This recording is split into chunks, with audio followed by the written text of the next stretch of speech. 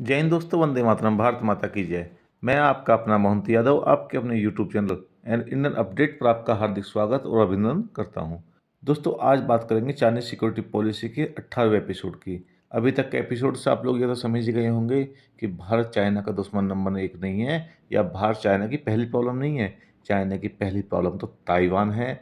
आज फिर हम बात करेंगे ताइवान के बारे में ही। अब हम ये तो जानते हैं कि 1950 से ही ताइवान की रक्षा का भार यूएसए ने अपने ऊपर उठा रखा है और ताइवान को लगातार सपोर्ट करता है और उसकी रक्षा का एश्योरेंस उसने उसे दे रखा है। और चाइना इतिहास में कोई बहुत ज़्यादा मजबूत देश कभी भी नहीं रहा है। पिछले कुछ वर्षों को छोड़ दें तो वह कभी भी क्षेत्र में बहुत ज़्यादा मजबूत नहीं था, लेकिन उसे ताइवान को अपने कंट्री में मिलाना है, यह उसका अपना कमिटमेंट है। और इसके लिए उसने लगातार अपने मिलिट्री पावर को बहुत ज़्यादा मजबूत किया है, ख़ास तौर से अपने ग्राउंड फोर्स को। लेकिन वह जानता है सिर्फ ग्राउंड फोर्स के दम पर वह ताइवान को नहीं जीत सकता, इसलिए उसने ताइवान की खाड़ी में अपनी एयर पावर और नॉल पावर को भी उसी अनुपात में या तेज़ी के साथ मजबूत करना शुरू किया, और वह काफ़ी मजबूत कर भी चुका है। चाइना को पता है कि क्षेत्र में वह हो सकता है ग्राउंड फोर्स के रूप में या ग्राउंड पावर के रूप में यूएसए का मुकाबला कर भी ले, लेकिन आज भी समुद्र में यूएसए नेवी और एयर पावर आज भी उसके ऊपर भारी है। वह यूएसए को समुद्र और एयर में चुनौती देने की हालत में अभी भी नहीं है, लेकिन इसका कुछ तो तोड़ निकालना ही था, क्योंकि उसे तो ताइवान को जीतना है। और इसका तोड़ निकाला उसने मिसाइल वारफेयर के रूप में। 1995 में उसने M9 बैलिस्टिक मिसाइल, जो कि शॉर्ट रेंज की मिसाइलें थी, ताइवान के ऊपर डिप्लॉय की, और 2000 तक यह लगभग 300 मिसाइलों को इसके ऊपर डिप्लॉय कर चुका था। शुरुआत में ये मिसाइलें कोई अच्छी क्वालिटी की मिसाइलें नहीं थी, ये लो टेक्नोलॉजी की मिसाइलें थी, लेकिन धीरे धीरे चाइना ने इस मिसाइलों का टेक्नोलॉजी का एडवांसमेंट किया और 2005 तक इन मिसाइलों की संख्या 750 तक पहुंच चुकी थी, जो ताइवान को ही टारगेट बना करके डिप्लॉय की गई थी। अब चाइना ने इन मिसाइलों को DF-17 और DF-26 मिसाइलों, जो कि मीडियम रेंज की मिसाइलें हैं, के साथ रिप्लेस करना शुरू कर दिया है। और संभवतः आने वाले समय में लगभग 1000 मिसाइलों को वह इससे रिप्लेस भी कर लेगा। इसके साथ साथ चाइना ने अपने एयर पावर को भी मजबूत करना शुरू कर दिया, और बड़े पैमाने पर रशिया से Su-27 और Su-30 विमानों को आयात किया गया, उनका यूज किया गया, और अपना 5th जनरेशन के एयरक्राफ्ट को भी डेवलप किया गया, ताकि ज़रूरत पड़ने पर उनका वहाँ पर ज़बरदस्त इस्तेमाल किया जा सके। लेकिन हम जानते हैं कि यूएसए की नेवी और यूएसए के एयरफोर्स क्षेत्र में आज भी मौजूद है, और बड़े पैमाने पर चाइना के किसी भी हमले को रोकने के लिए सक्षम है। और चाइना भी ये जानता है वह अभी भी यूएसए का सामना करने की हालत में तो नहीं है। लेकिन दोस्तों, क्या होगा अगर एक साथ हजारों मिसाइलों से ताइवान के ऊपर हमला कर दिया जाए, तो उस समय यूएसए क्या करने की कंडीशन में होगा, और ताइवान का बोर्ड डिफेंस सिस्टम कितना मिसाइलों को रोकने की हालत में होगा।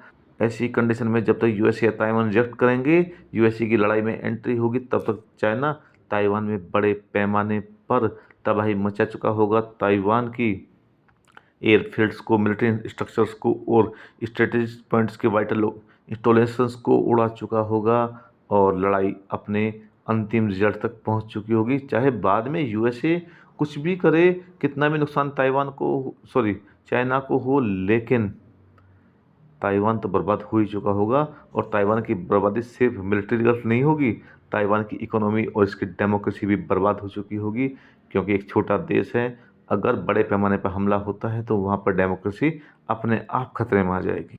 लेकिन दोस्तों, पिछले कुछ वर्षों में चाइना ने इतना सब कुछ कर कैसे लिया? इसका बहुत बड़ा कारण है ताइवान और कोरिया। लेकिन ताइवान और कोरिया इसका कारण कैसे हो सकते हैं? कारण इन दोनों देशों के चलते इस क्षेत्र में शांति बनी हुई है। एक तूफान के आने से पहले की शांति, या ज्वालामुखी के फटने से पहले की शांति, जब पूरे विश्व में उथल-पुथल मची हुई है, तब चाइना की पॉलिटिकल स्टेबिलिटी और क्षेत्र की मजबूरी की शांति के चलते चाइना को अपना विकास करने का मौका मिला। क्योंकि साउथ कोरिया के चलते और नॉर्थ कोरिया के चलते यूएसए और चाइना कभी आमने-सामने नहीं आए, क्योंकि वे दोनों एक दूसरे को बैलेंस करते थे। वैसे ही ताइवान और जापान के चलते क्षेत्र में शांति बनी रही, क्योंकि ताइवान के चलते क्षेत्र में यूएसए की प्रेजेंस बनी रही, और चाइना ने कभी भी ताइवान पर अटैक करने की हिम्मत नहीं दिखाई। सिर्फ जुबानी जमाखर्ची के अलावा क्षेत्र में नॉर्मली शांति ही बनी रही। नेवी शक्ति का अंदाजा तो सिर्फ इस बात से ही लगाया जा सकता है कि आज के वक्त में भी चाइना के पास सिर्फ 2 एयरक्राफ्ट कैरियर हैं, जबकि यूएसए के पास 11 हैं, जिनमें से 2 एयरक्राफ्ट कैरियर ऑलरेडी क्षेत्र में हैं, एक जापान में और एक सिंगापुर में। लेकिन चाइना भी हाथ पे हाथ रखा हुआ नहीं बैठा है। वह भी अपना तीसरा एयरक्राफ्ट कैरियर बना रहा है, जिसका सी ट्रायल्स इस वर्ष शुरू होने की उम्मीद है। लेकिन नेवी के मामले में वह आज भी यूएसए के आसपास नहीं है, क्योंकि यूएसए भी लगातार अपनी आर्मी को डेवलप करता रहता है। गुआम में और जापान में यूएसए की एयरफोर्स की प्रेजेंस के चलते जहां यूएसए की नेवी किसी भी चाइना के एयर अटैक से सुरक्षित है, वहीं पर चाइना की नेवी हमेशा यूएसए एयरफोर्स के अटैक के सामने होती है। जब भी चाइना की नेवी कोई एक्शन शुरू करेगी तो यूएसए की एयरफोर्स के वो डायरेक्ट अटैक के सामने होगी। इसलिए क्षेत्र में चाइना ने कभी भी कोई एडवेंचर बड़ा करने की कोशिश नहीं की और क्षेत्र में नॉर्मली शांति ही बनी रही। लेकिन हर चीज़ के अपने फायदे नुकसान होते हैं और इस शांति के चलते चाइना को अपना विकास करने का अच्छा खासा टाइम मिल गया, जिस टाइम को उसने वेस्ट भी नहीं किया और पूरी तरह से यूज भी किया। क्षेत्र के हालात ऐसे हैं दोस्तों, यदि चाइना की नेवी कोई दूर जाके कोई ऑपरेशन करने की हालत में हो और मेनलैंड से थोड़ा दूर हो जाए, तो उसके कैरियर्स या उसकी नेवी छोटे छोटे देशों जैसे सिंगापुर, मलेशिया और थाईलैंड के भी निशाने पर होगी और यूएसए के खिलाफ तो बात कुछ हो ही नहीं सकती। इवन चाइनीज एयरफोर्स भी उन छोटे छोटे देशों के खिलाफ बड़े ऑपरेशन करने की हालत में नहीं होगी, क्योंकि क्षेत्र में यूएसए की ऑलरेडी प्रेजेंस है और यूएसए चाहता है ऐसा कुछ हो, ताकि उसे क्षेत्र में अपनी पकड़ को और ज़्यादा मजबूत करने का मौका लगे। कुल मिलाकर के तमाम इकोनॉमिक और सैनिक डेवलपमेंट के बाद भी चाइना क्षेत्र में कुछ बहुत ज़्यादा बदलने की हालत में नहीं है। आज भी यूएसए क्षेत्र में प्रेजेंट है और पूरी ताकत के साथ प्रेजेंट है। ईस्ट एशिया में Japan, Philippines, Indonesia, Singapore, Malaysia सारे के सारे देश यूएसए के साथ बने हुए हैं और चाइना चाहकर भी क्षेत्र में बहुत बड़ा बदलाव नहीं कर पा रहा है। सिर्फ और सिर्फ कोई बंदर घुड़कियों और जवानी जमाखर्ची के अलावा चाइना कुछ भी करने की हालत में क्षेत्र में अभी तो कम से कम नहीं है। हाँ दोस्तों, एक बात पॉजिटिव हुई है चाइना की, जैसे ही इकोनॉमिक ग्रोथ हुई है तो इसे इंजन ऑफ ग्रोथ कहा जाने लगा और इसकी इकोनॉमिक ग्रोथ के चलते बहुत सारे अन्य कंट्रीज़ की या छोटे कंट्रीज़ की इकोनॉमी भी ग्रो करने लगी, जो कहीं ना कहीं चाइना के ग्रोथ के ऊपर डिपेंड थे। चाइना की इकोनॉमिक ग्रोथ की तुलना यूएसए से होने लगी, लेकिन ऐसा नहीं है कि वो यूएसए बन गया है। हाँ, एक बात है, चाइना की जो भी ग्रोथ हुई है वो यूएसए की कीमत पे हुई है, क्योंकि जो सामान पहले यूएसए बनाता था उसे चाइना ने बनाना शुरू कर दिया और जो वो थर्ड वर्ल्ड के कंट्री यूएसए से सामान खरीदते थे उन्होंने चाइना से खरीदना शुरू कर दिया। मतलब कि जितना भी ग्रोथ चाइना को हुआ है उतना ही इकोनॉमिक रिडक्शन अमेरिका के लिए हुआ है, लेकिन अंतर बहुत ज़्यादा था जिसे पार्टनर चाइना के लिए बहुत आसान कभी था ही नहीं।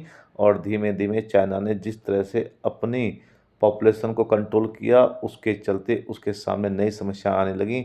हो सकता है सुपर पावर बनने से पहले चाइना बूढ़ा हो जाए। और दोस्तों, चीज़ें इतनी कॉम्प्लेक्स हैं कि सिर्फ इकोनॉमिक पावर बनने से वो सैनिक पावर बन जाएगा, वो मिलिट्री पावर बन जाएगा और मिलिट्री पावर तो वो बन गया है, सच्चाई तो ये है।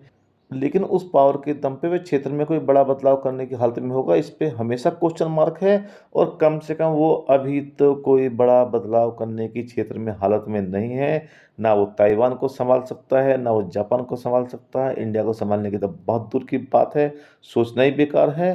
सच्चाई ये है, चाइना अपनी ताकत के चरम पर है, इससे आगे का रास्ता उसके लिए कोई आसान नहीं है।